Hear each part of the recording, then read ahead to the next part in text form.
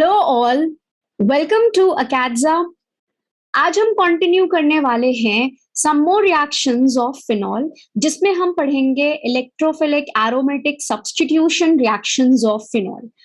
Although ये जो reactions हैं ये ऑलरेडी हमने एरोमेटिक हाइड्रोकार्बन्स चैप्टर में डिस्कस की हुई है।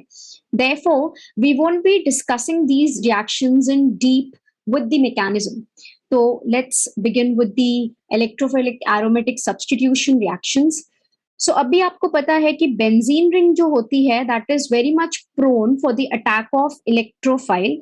और अगर बेंजीन रिंग पे हम कोई ऐसा सब्स्टिट्यूएंट लगा दें जिसमें इसके पास क्या प्रेजेंट है, it is having the lone pair, and ये जो लोन पेयर है ये बेंजीन रिंग की तरफ रेजोनेंस कर रहा है, मतलब प्लस एम इफेक्ट शो करता है, right? It is showing plus M, जिसकी वजह से आप देखते हो कि बेंजीन रिंग में इलेक्ट्रॉन डेंसिटी जो है वो क्या हो जाती है, एनहांस होती है, राइट? और ये एनहांस होती है particularly at ortho position, para position and ortho position. Therefore ऐसे ग्रुप्स को हम क्या बोलते हैं, that these groups are your activating groups. These are your activating group for electrophilic substitution reactions, and particularly ये जो electrophilic substitution reaction होगा वो आपका कहाँ पे होता है, ortho and para positions पे, because they are activated due to increase in the electron density due to plus m. Now moving on to some of the electrophilic aromatic substitution reaction. तो सबसे पहले देखिए यहाँ पे हमने बात करी है नाइट्रेशन की।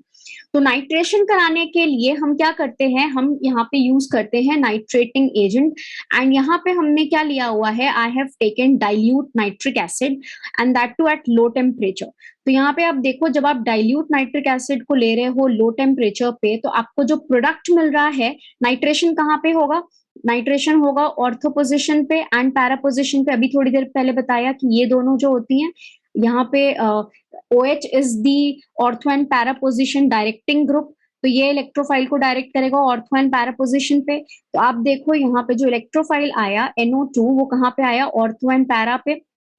But the major product which is obtained is orthonitrophenol, that's the major product, क्योंकि ऑर्थोनाइट्रोफिनॉल जो है दिस इज मोर स्टेबल, ये ज्यादा स्टेबल है due to intramolecular hydrogen bonding. अगर आप यहाँ पे देखो तो इंट्रामोलिक्यूलर हाइड्रोजन बॉन्डिंग होने की वजह से आपका ऑर्थो आइसोमर ज्यादा स्टेबल है, therefore this is the major product which is obtained at the low temperature, and the reagent which is taken is dilute nitric acid. ठीक है, अब आप देखो तो पैरानाइट्रोफिनॉल में भी हाइड्रोजन बॉन्डिंग होती है, but that is your intermolecular hydrogen bonding. और अगर आपको आपको मिक्सचर ऑफ प्रोडक्ट मिल रहा है, although this is the major product, इसका यील्ड ज्यादा होगा, बट अगर आपको सिर्फ इनमें से कोई एक प्रोडक्ट चाहिए तो हम इन दोनों को सेपरेट कर सकते हैं bye steam distillation. Steam distillation यहाँ पे करके, क्योंकि दोनों का जो बॉइलिंग पॉइंट होगा वो क्या होगा, वो डिफरेंट होगा, they both have different boiling point. Ortho isomer जो है दिस इज मोर वोलेटाइल, क्योंकि इसका बॉइलिंग पॉइंट कम होगा, और पैरा आइसोमर में क्योंकि इंटरमोलिक्यूलर हाइड्रोजन बॉन्डिंग है तो इसका बॉइलिंग पॉइंट क्या होगा, पैरा का ज्यादा होगा, ऑर्थो का बॉइलिंग पॉइंट कम होगा, it can be easily separated. अगर यहीं पे आप फिनॉल का रिएक्शन करा दो मिक्स्ड एसिड से, राइट, जिसमें हम क्या लेते हैं, concentrated nitric acid and concentrated sulphuric acid, that is the nitrating mixture. इसको क्या बोलते हैं, नाइट्रेटिंग मिक्सचर या मिक्स्ड एसिड बोलते हैं। तो यहाँ पे क्या होता है, फिनॉल में हमें पता है कि ऑर्थो पैरा ऑर्थो पोजिशंस है जहां पे इलेक्ट्रोफाइल अटैक कर सकता है, and since we have taken the concentrated form of the nitrating mixture, तो यहाँ पे क्या होगा, यहाँ पे तीनों positions ortho as well as para, both the ortho positions and para positions जो है, वहां पे आपका इलेक्ट्रोफाइल अटैक करके क्या प्रोडक्ट हमें देगा, it will be giving us 2,4,6 trinitrophenol which is called as picric acid.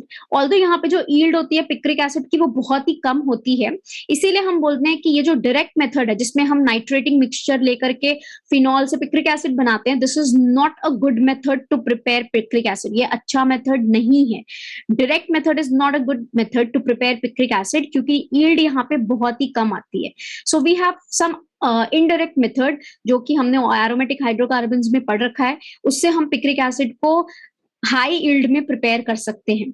अभी आप यहाँ पे देखो तो कॉन्सेंट्रेटेड में हमें क्या मिल रहा है, तीनों पोजीशंस पे इलेक्ट्रोफाइल का अटैक मिल रहा है, एंड आपके डाइल्यूट में सिर्फ मोनो नाइट्रेशन हुआ।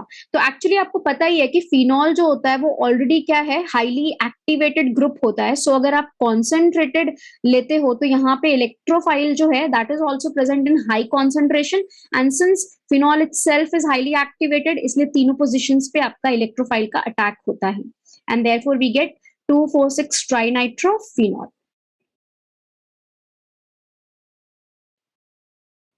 Now another electrophilic aromatic substitution reaction if we see, that is halogenation. मतलब हम फिनॉल में क्या करवाएंगे, हैलोजिनेशन। आपको हैलोजिनेशन करना है, क्लोरीनेशन करा दो, ब्रोमिनेशन करा दो। तो यहाँ पे देखिए हम यहाँ पे ब्रोमिनेशन कर रहे हैं, and that too in two different conditions. अगर आप ब्रोमिनेशन करवा रहे हो ब्रोमीन वाटर की प्रेजेंस में, ब्रोमीन वाटर की प्रेजेंस में, तो जो प्रोडक्ट हमें मिल रहा है दैट इज 2,4,6 ट्राई ब्रोमोफिनॉल। तीनों पोजिशंस मतलब दोनों ऑर्थो एंड एक पैरा पे ब्रोमीन जो है वो इलेक्ट्रोफाइल आकर के जुड़ा है, and we get 2,4,6 tri bromophenol which is white precipitate.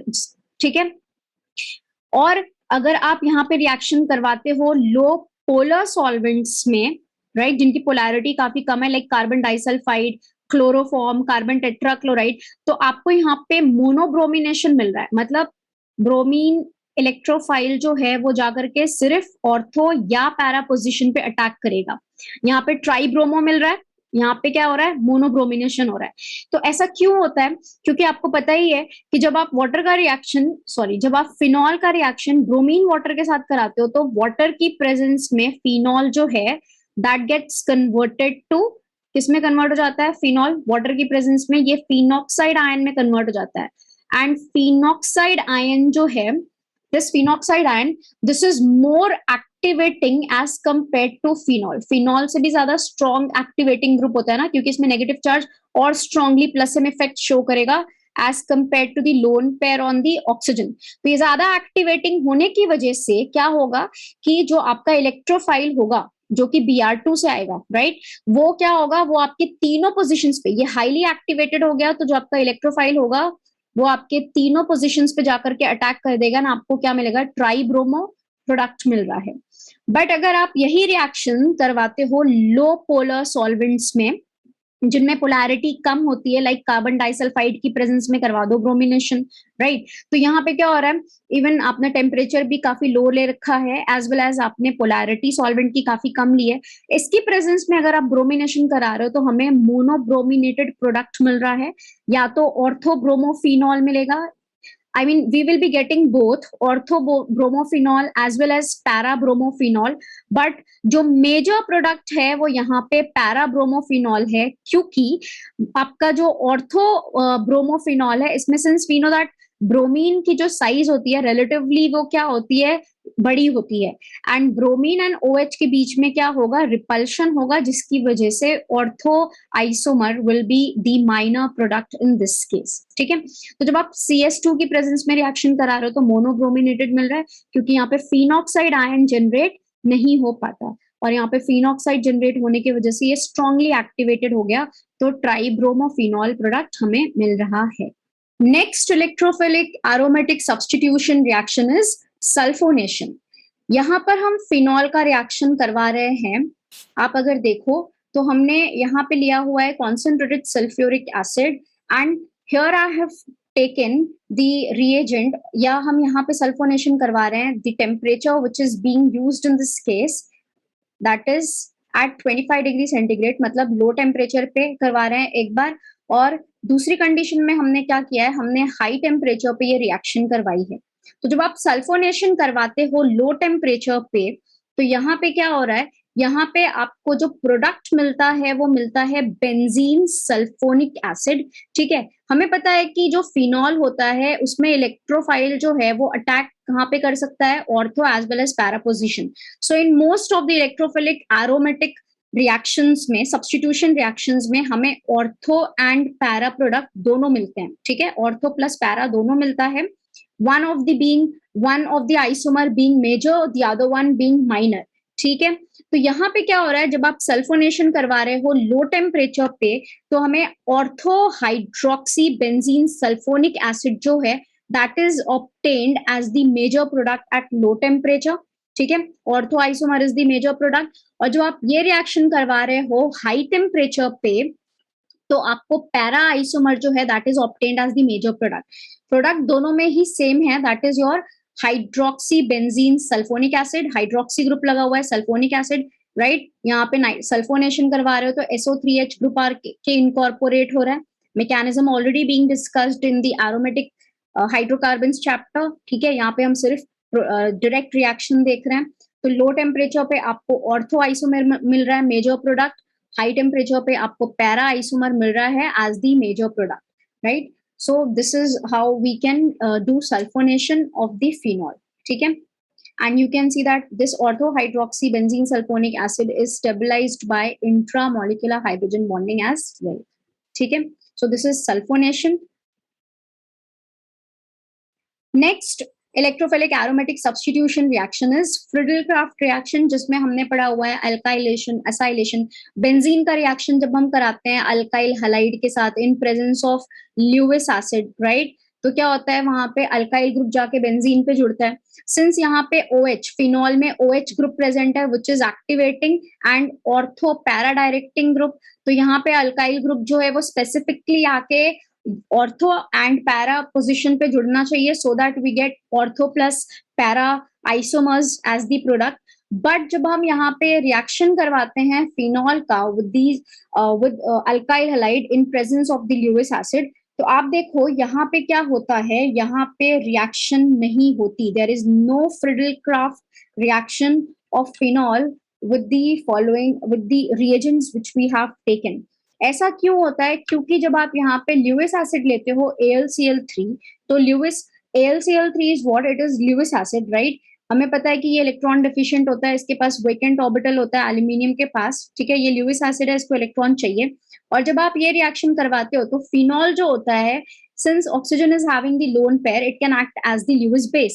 तो होता क्या है कि यहाँ पे AlCl3 instead of reacting with CH3Cl and generating electrophile, इन दोनों का काम क्या होता है, इलेक्ट्रोफाइल जनरेट करना है ना। ये AlCl3Cl माइनस लेकर के CH3 प्लस बनाता है। बट यहाँ पे क्या है कि AlCl3 जो है इसके सामने एक अच्छा ल्यूविस बेस है, ये पहले उसके साथ रिएक्ट करके एक कॉम्प्लेक्स बना देता है, that is the complex adduct formation. ठीक है, this the adduct formation which we have obtained. और अब यहाँ पे क्या है कि ऑक्सीजन के ऊपर सिंस पॉजिटिव चार्ज आ गया तो ये इलेक्ट्रॉन डेफिशिएंट हो गया, तो अब ये बेंजीन रिंग से इलेक्ट्रॉन को विड्रॉ कर रहा है, दैट मींस ये इसको डीएक्टिवेट कर रहा है एंड हेंस ये यहाँ पे क्या होगा, अब इलेक्ट्रोफाइल का अटैक यहाँ पे फेवरेबल नहीं है, देयरफॉर फिनॉल जो है it does not undergo Friedel-craft reaction with this reagent.